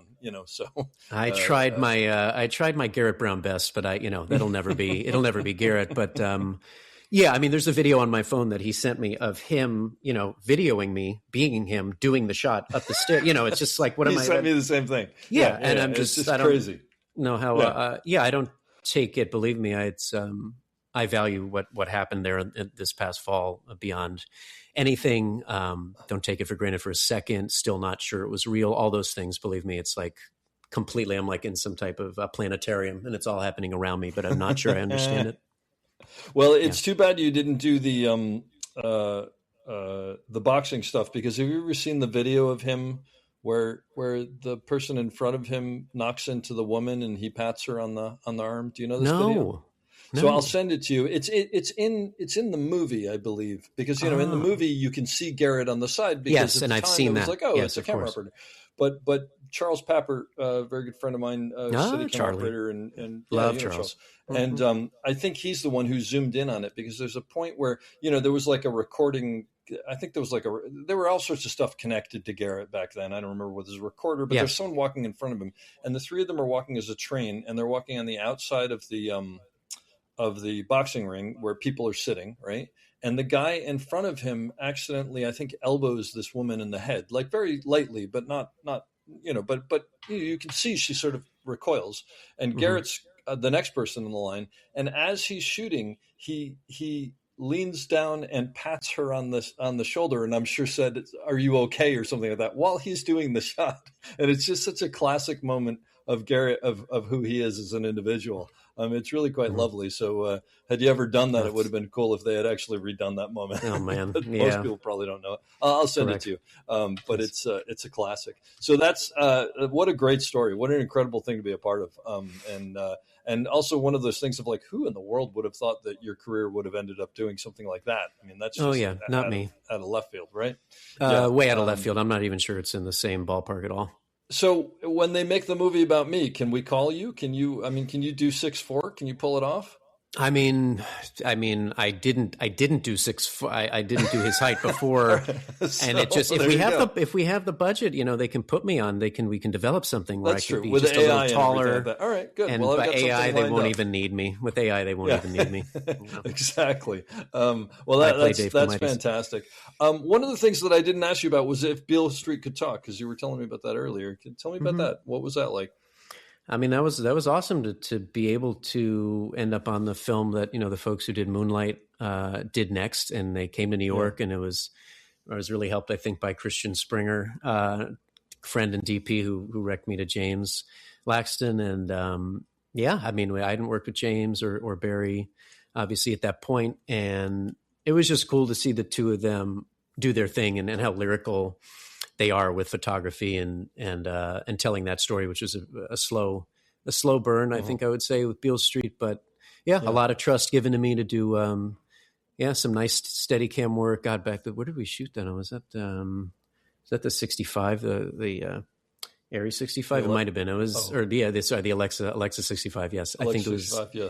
I'm pretty sure. So it was a large format, large format fun back then. But yeah, it was just, and I never, that was the first time the SOC had nominated me for something like that. I didn't think I was in that realm at all of being recognized or people looking at that movie and thinking that was a thing. So that kind of blew me away. But it does speak to, again, James and Barry's vision, just like Weapons. When you get to be a part of someone's vision that's so good, and they have such a poetic way of looking at things and framing things, then that's where, someone like myself benefits quite a bit. At this point in your career, what's the hardest part of your job? One of the hardest parts of my job is being able to handle my own anxiety before a job. Honestly, that's one part. That's an internal struggle, because you have all, I've now done this for, as I said, for a minute, and for some reason I still can't shake the fact of like, but what if I screw this up? What if this takes me longer to do a shot, or what? It's like the fear of failure just never seems to subside. That could be something I work out in therapy for sure, but you're not alone on set. I mean, I think that's more the norm than not. I will say that I asked David Emmerich whether he gets nervous, and he said, I don't really get nervous anymore. He goes, just a little bit, but not much. And I said, okay. And then about 3 weeks later, he called me up and he said, I just got a call to do a camera on the new Spielberg movie, and I'm completely petrified. I said, okay, good. Good. All right. So it's good. So even everyone. David Emmerich says he does have a human side to him. That's always encouraging. But I think, to a point, I think that's healthy, right? I think, yes, of course, it keeps your adrenaline, it keeps you alive. There's no way I'm more relaxed or too relaxed, when it comes to doing the work that, we are expected to do, whether you're a day playing camera op on something or an A camera operator on something fully. Yes, I am driven to do well. And so that part, my expectations for myself, and, now I'm on a podcast, or like I'm being recognized with nominations for operating work. And I almost put that pressure, additionally upon myself of like, well, now it's like you've done some things. And then what if you can't do the next thing? And so that's a part that keeps me awake.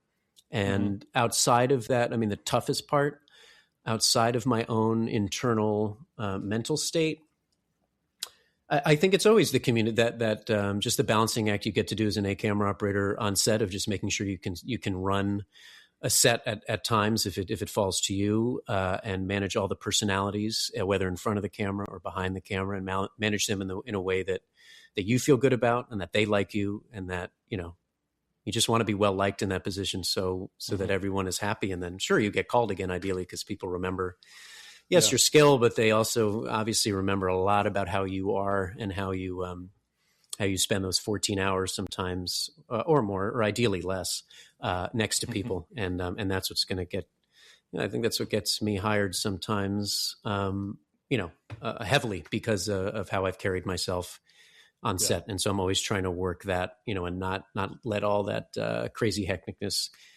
stress me out and get me agitated. But it's a challenge sometimes. It really is in our high pressure, and I'm using quotes, that high pressure environment, which does it need to be high pressure? It really shouldn't, because no one is getting saved.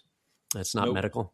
We're not making huge advances, but it's money in people's careers and all that other stuff. But how do you not let that stress get to you, or how do you keep that at bay and not let it affect you? Have you found like things that you do, or is it just sort of catch as catch can?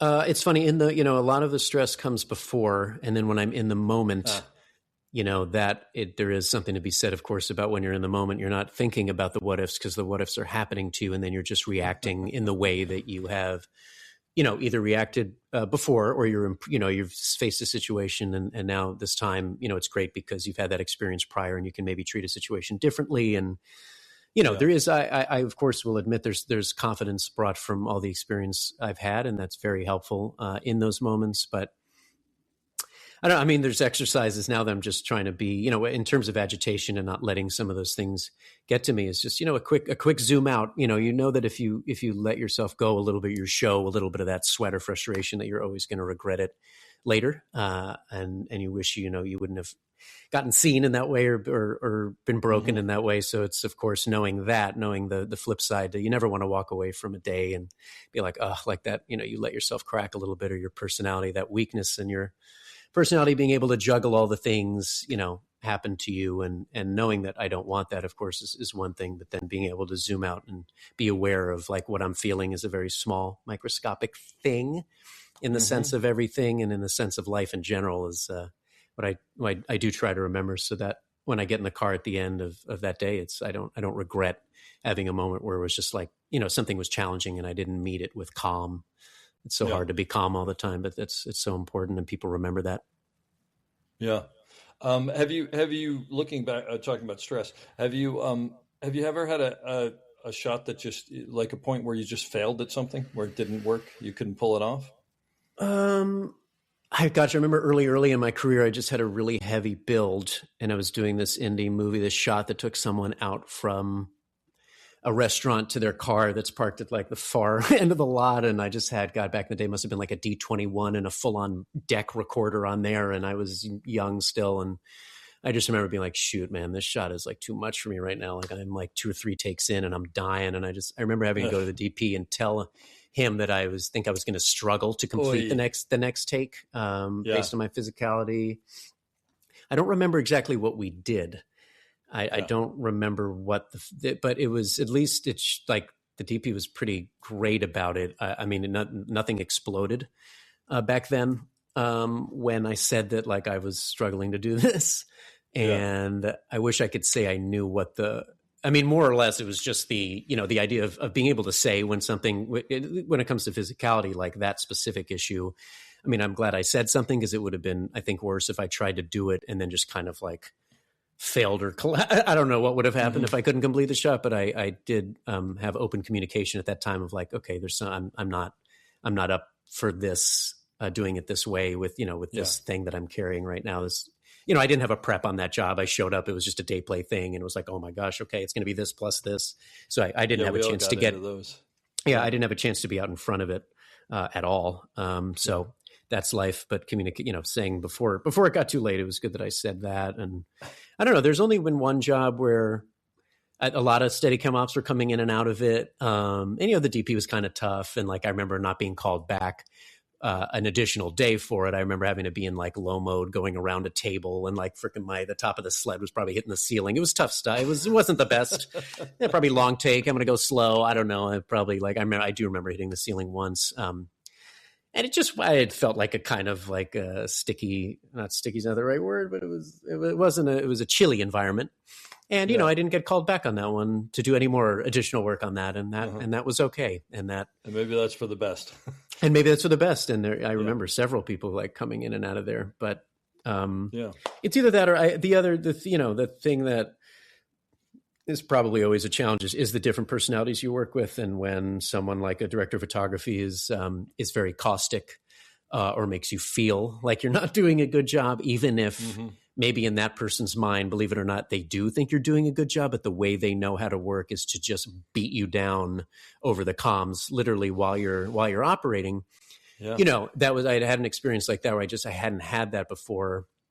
And to have that kind of, where you just kind of on edge the whole time on those comms, while you're operating, just doesn't feel like they're not helping you very much. But then sometimes maybe they'll tell you other times when you're not at work that you're doing great, and you're just like, how do you handle that? Because then you come back into work on that Monday and they're just berating you again. And that's like an interesting test of just what we do as operators, I think, is to how do you work under all those different conditions and all those different personalities. And I remember, did I handle it okay? I don't know. I took it, you have to take it. one time I kind of like, spoke back to this person and they were like, "Oh, I didn't know you felt that way." And I was like, "I think I needed to just do that once to you just because I don't know how else to handle this." I'm like, "I don't know why you haven't fired me yet. If you talk to me in this way," but I was kind of told that this is how this person works with operators, no matter who they are. And I was like, well, the fact that this person hasn't actually fired me, I guess is encouraging. It's just, playing that game of how do you handle all these different people's ways that they work with you. Yeah, and I think personally speaking, when you run into those people who are constantly belittling and whatever, I look at that immediately, and the way at least I deal with that is, well, first I go, are they right? Like, am I doing crappy work? Like, did I not? Why didn't you tilt up at that point? And you're thinking, I did tilt up at that point. So, so assuming it's not me, which is always my first go-to. And this just reminds me of, do you know the actor Brad Whitford? Bradley Whitford. Yeah. I did one or two days with him on a thing. Yeah. Brad, he's wonderful. But Brad told me a while ago that every time a director comes up to him with a note, he goes through three very distinct points. He says, "Fuck you, I suck. What do you need?" And I thought, oh wow, that's sort of simple. That's like, I might go, "I suck, fuck you," but whatever. So first I try to figure out if it's accurate. And then the next thing I realize is if it just keeps on going on is, and actually Tommy Shalami, a director, kind of pointed this out to me with actors who are tough. He said, that's a very, very frightened individual. Right. Because that's the only reason that someone who would react that way consistently is that they're trying to deflect from their own insecurities. And so I sort of embrace that, and I go, okay, so this isn't about me. This is about that person. And I'm going to take what I take, and I'm going to push away the rest. But I know what you're saying is like that could be a very tough situation, and it's not a situation you want to go back into. That's for sure. No. But I also will say, of course, I mean, most would agree that you wonder about the insecurities, of course, of that person, and that's 100%. And it's so weird when it comes from a person who's so accomplished, and who does really good work. It's just like you're like, how in this business does this keep happening with some of these people who've been around a while? They're so good. Their resume is beyond. They don't need to prove anything anymore, and yet they still work in this manner. It's just an interesting thing to see. Well, and I think people it burns into them, and then that's just who they are. What do you? What's your process for working with B camera? How do you like to work with B camera? I mean, is it like a complete synergy, or are they doing? You expect them to do their own thing and find their own shots? Like, how does that work? For me, I want to incorporate whatever other cameras are available to just exactly whatever the director and the DP want from those cameras. And I don't know. I mean, I think we all have an ego inside of us, and I've learned that even though I like to pretend that I don't have one, like I know it's there. It's what fuels us a little bit. But when it comes to that stuff, like I will change my shot. I mean, I don't care if I'm A and the person C or B. Like, as long as we're getting what we need. I want to work as closely and as collaboratively with the other camera operators who are there 100%. So as long as the information coming down from, director and DP land is that we need, these two cameras, maybe three, maybe more, doing whatever they're meant to be doing, then I want to make sure everybody gets the best shot they possibly can. that would feel very odd going away from any situation like that where I tried to take more land than I should have or something. So I want it to work. That's something I definitely pride myself on, is like when there's operators alongside, I want us to be all in it together. And if we can make that other shot next to me better, or across the room from me better, wherever they are, then I definitely want to do that, whatever that takes, if that answers that question. No, that's great. I mean, it's funny because it used to be when I got in anyway, and maybe when you started too, it used to be the A camera operator was like, I don't care what you need, I'm here. That's that. And now I think maybe societally things have changed to where it's like, no, we're all working this together. Like, and it's even like the thing of like, I can't give you that, but how would we do this? Let me do this. And then I'll pull that piece of track for the next take, and you can grab that or whatever. 100%. It's about telling the story, but I think that's changed a lot. But, so I'm going to put you on the spot with something that I didn't tell you about, but I've started to do a little bit. 5 movies you can think of that you think an up and coming operator should see. Oh, that's going to kill me because I'm a terrible cinephile, Dave. Oh, are you? I'm just bad.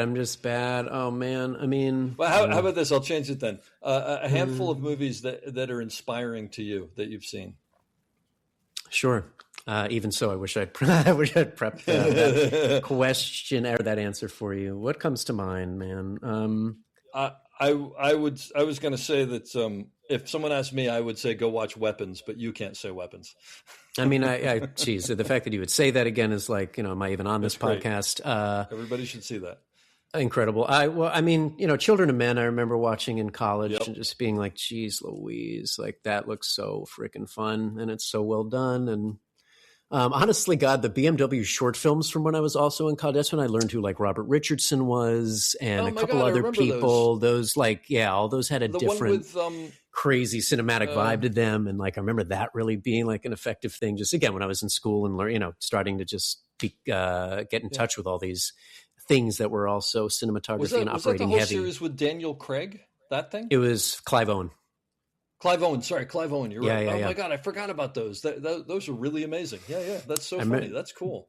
Yeah, that I remember. And at the Children Men was around the same time. Also with Clive Owen. I don't know, maybe it's a Clive Owen thing. Maybe just any Clive Owen movie. It's like you watch for operating. Who's to say? Basically anything Colin Anderson has done, Scott Sakamoto, the McConkeys, Dave Comides, like Andrew Rowland. It's just like on and on. Yeah. Like, the steady shots, freaking this, which is now exists again. It's like, take a look at those films, sure, and then look at the movies that they're part of. But yeah, gosh, I wish I could remember probably one or two others that I should totally say. Is there like a genre out there that you haven't done yet that you sort of go, I really would love to do a?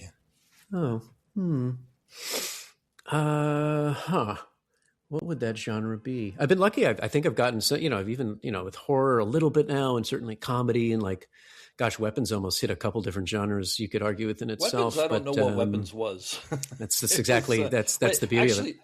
On that note, when you read the movie, when you read the script, was it basically like, oh, this is going to be really good? Or was it, this is so weird, I can't quite tell whether, like, I could see that not working, I guess. Totally. No, for me, because like, I've read a good amount of scripts since, I started in the biz, but these days, especially like an totally original idea that to me read like a thriller mystery thing, more so than a horror. Like it had its horror elements, but I had a hard time describing to people before I was going to go work on it. When I described the movie, I rarely wanted to use the word horror because to me, it really did kind of feel like a thriller.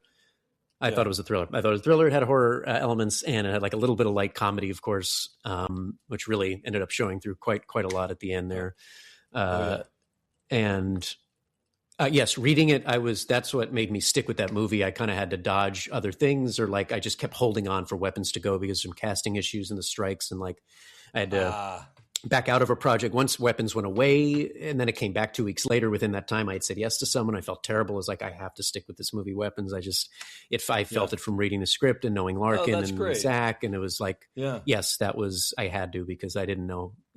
At least I think I can tell when an opportunity comes along that you believe in, and Weapons was certainly that. And I mean, look at that's great. It's got me on the podcast. I mean, obviously, I think I did the right thing. No. You did great. Like the movie for me that was like that was Donnie Darko. I remember I read Donnie Darko, and I was like, I don't care what happens. I have to be a part of this movie. Like it was so.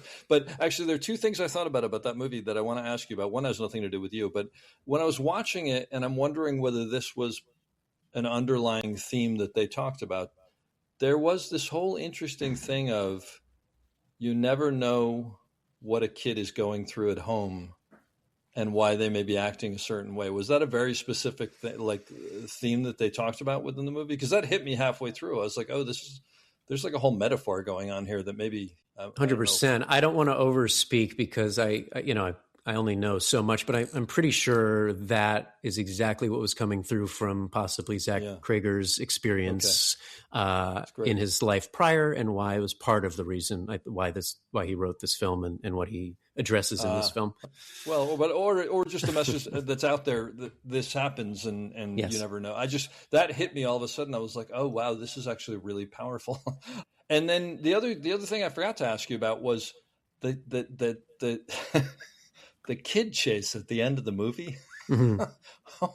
First of all, like the craziest thing I've ever seen. I mean, it's just like amazing. And actually it's so well done because there's so many of those great shots where it's like, you're looking at the fence and it's quiet and then you slowly hear them and then they just slam through and they're screaming and they're running.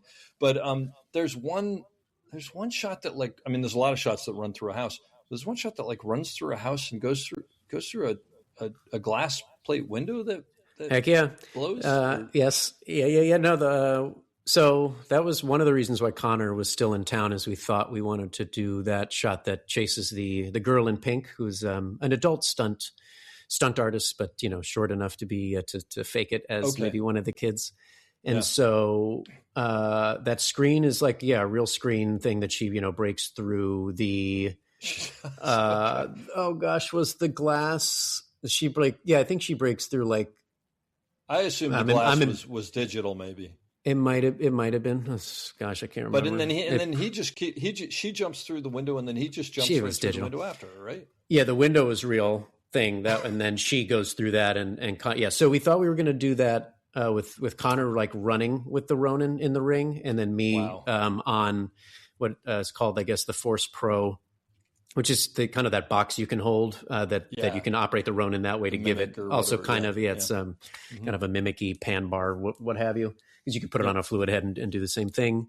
And we thought we would do it that way, dual again, and with a kind of like a bit of a frenetic vibe. And then we just couldn't. We had a half day to do that shot. Company move halfway. Then we spend the rest of the day doing that shot. Couldn't get the signal to hold no matter where I was in the house where Connor was with the Ronin. And then it was like he'd already run the route at that point a few times, and once it wasn't working, it was like, should we just have Connor just hold the camera, just handhold and run? Oh, awesome! And that's what we did. And he wore the backpack rig and then put it in what he called turret mode, and then we called turret mode after that, of just stripped down camera handles, the pistol grips or the spider grips rigged to the side on each side of the camera, and with the backpack on, he just ran. And I'm not sure. That's great. Pretty sure I could not have done that shot as well. He's just like, he's a bigger, stronger dude. And he's, just used to moving the camera so well through like high energy environments. And he just people ask me if some of the people are still impressed that it's handheld at all. I'm like, yeah, that's how good of a command he had on that camera. Great. So he got to do that fun shot running after the stunt woman. Yeah, the glass was digital, right? And then, but the window is not, and he gets to go out that ramp, after her, after she breaks through the thing and out onto the lawn, and then we pick up with the other stuff. And I forgot about that whole sequence, because and especially like when they come, they break through the front of the house, don't they? Like, do they break down the walls of the house or something? Maybe the door or something. When they first come out, it's just like this stream of kids. It's amazing. Oh yeah, exactly. Amy goes out the house, then we have a little techno crane, a little pullback as all the kids come out of the house, out of those windows, and chase her. And then, you're in the back patio, older couple eating, and then you pan with her, she runs through, and then I'm following her at one point in the same thing, turret mode, like Connor did. And then we also have a motorcycle with a Movi on the back and leading the kids through that backyard on a motorcycle. And then little calm shots, some more static shots the kids just run through, where you have the sound or the boom operator. Marty is the guy with the lawnmower who then stops and looks at the kids. That's the boom operator who got, again, it's what happens, I'm not the only one playing Garrett Brown. There's other, illustrious fantastic positions in movies played by crew. Marty's one of them. Love that guy. He does a great job as Lawnmower Man. Yep. And, and then the sequence just, and then getting those kids, of course, to rip her body apart. Sorry for the spoiler, but it was hard, of course, to get children so young to like be full of rage and look that way and be convincing as they rip this amazing prosthetic body made by these two individuals. I forget their names, who made the most incredible prosthetics on that film. Rip this body apart was, I don't know if those kids will ever forget that. I know I won't. I'm hoping those children kind of understand what they did in an artistic way at some point in their lives. Yeah. Wow. The other thing that just occurs to me I want to ask you about is I got to imagine watching a performance like Amy Madigan gave. It must be one of those situations where you're like, this is so close to being ridiculous that it's like it's probably hard to tell where it lies, right? It's either going to be unbelievable or it's going to be over the top, because she was amazing in that movie. Just incredible. I mean, the whole film, you could argue, you're wondering how it's going to land, and gosh, it landed in such a way that was. Zach for sure did not think it would have such an initial success and a reaction. But Amy, when I talk about Amy, it's like she was so amazing. Obviously, as Gladys, but she acted in so many scenes, with the young kid, with Carrie Christopher, who plays Alex, and he's so young, and she could be. Amy was so good at doing these scenes with Carrie, the young actor, and going between just being, as ridiculous as she was and creepy as Gladys. And then at the same time, in between takes, just being there for Carrie and just being such a great, adult support colleague or collaborator. Yeah, you can just imagine it. Like she was so there for him and so good at getting him to be in these scenes with her and then doing the Gladys thing and then switching back to being, just a normal human who was like understanding that this kid is doing some wild stuff and, reacting to her and all the things. So Amy was incredible as Amy, and incredible, obviously, the performance and the hair and makeup. Obviously, this just an amazing job creating this character. And probably the only time I've ever regretted in my career not like asking for a photo going away from a project with Gladys, with Amy as Gladys, just to have that, like me with my arm around her would have been so nice as a memory to look back on from Atlanta there. But I just never do that. And I didn't do it then. That's the only regret. Yeah. What are you going to do? What are you going to do? Yeah. Well, listen, this has been really fantastic. I want to thank you so much. It's so great to get to talk to you. And, we met at that SOC thing, but you were obviously a little busy there as well. But phenomenal work. And I can't wait to see the stuff you keep on doing because it's great. You're obviously very dedicated to the craft. So thank you for raising the bar for all of us. I'm going to leave you with the question that I leave everybody with, and you can take us out with this. Advice for someone who is up and coming in the business on how to succeed and or maybe something now that you wish you had known back then. Sure. And are we talking like specifically, as in the operator position, would you say, or could this be anything in a kind of our world of... It could be the larger thing if you want. It's really what tickles your fancy. What do you got? I would say, I'll speak from an operator perspective. In terms of getting into this business, it is very helpful to be obsessed with it. It's very helpful to be paranoid about what you want to do and how well you want to do it, and just having that driving force, which a lot of people, if they want to do, I think what we do, have an extreme passion for it or are obsessed in a healthy way of being able to do this for a living, and it's still considered somewhat.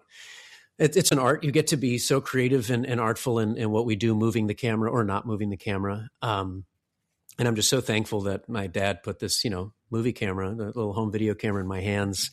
I grew up in Florida and, we went to Disney World a couple times, and to have that in my hands early was so awesome. And then, piggybacking on that, it's like, gosh, shoot and operate and photograph as much as you can so that you can develop these instincts that you don't really have to think about, or at least let that non-thinking kind of zen inform you as you're shooting these things and as you're operating, let's say on a set, or maybe you're operating in some other form or other world. That's of course a valid thing to understand too, is, it doesn't necessarily have to be scripted or fiction. It can be in live, and there's so much amazing work going on in live television and all those amazing things you get to watch people do on the fly, and controlling their own focus at the same time if it's on Steadicam or not on Steadicam. And there's so much camera operating out there, and every world is quite different. But I think a lot of it is rooted in your instincts and the lack of thinking you have to do when you're in the moment. Because once you start thinking about something, that's when your brain can start to malfunction a little bit, I find, and you lose that beautiful zen thing that has you panning, tilting, or moving your body in a way that is right for the shot and feels good. And when you start to think about that, sometimes it can get a little tougher. So as much as you can get your hands on a camera, if possible, that is obvious. I've been very fortunate in that way in my early life, and then having that help in my career. So just the amount of reps you can get always helps.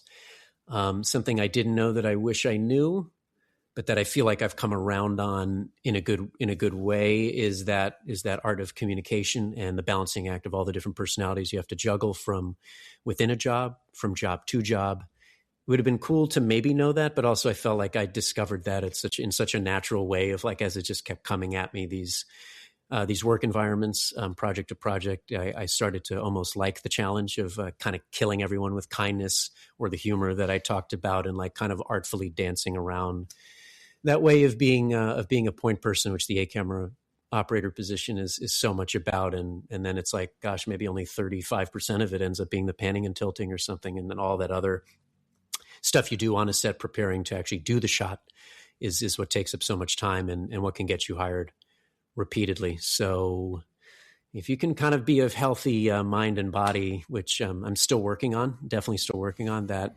really helps us in our really kooky traveling circus of a job that we do. I hope you enjoyed that as much as I did. We'll be back soon with another great episode.